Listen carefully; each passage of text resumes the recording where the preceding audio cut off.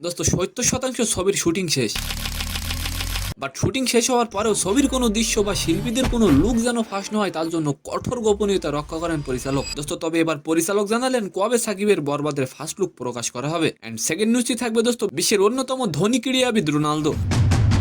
দোস্ত রোনালদো নতুন ব্যক্তিগত একটি জেট বিমান কিনেছেন, যার মূল্য শুনলে আপনি অবাক হয়ে যাবেন। সালাম নমস্কার দোস্ত।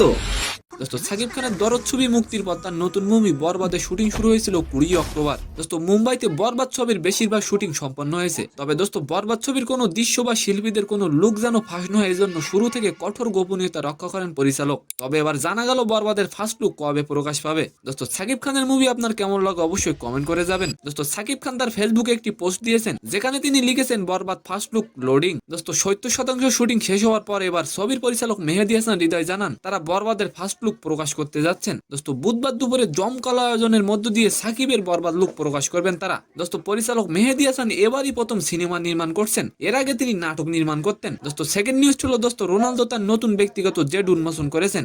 গালফস্ট্রিম G650 এই জেটটির মূল্য প্রায় $73 মিলিয়ন।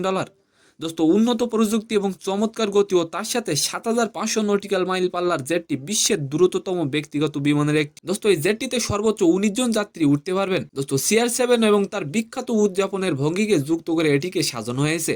তো সম্মানিত দর্শক, আজকের ভিডিওটি কেমন লাগলো অবশ্যই কমেন্ট বক্সে জানাবেন। আর ভিডিওটি যদি ভালো লাগে অবশ্যই একটি লাইক দিয়ে আমাদের চ্যানেলটিকে সাবস্ক্রাইব করে দিবেন। ধন্যবাদ।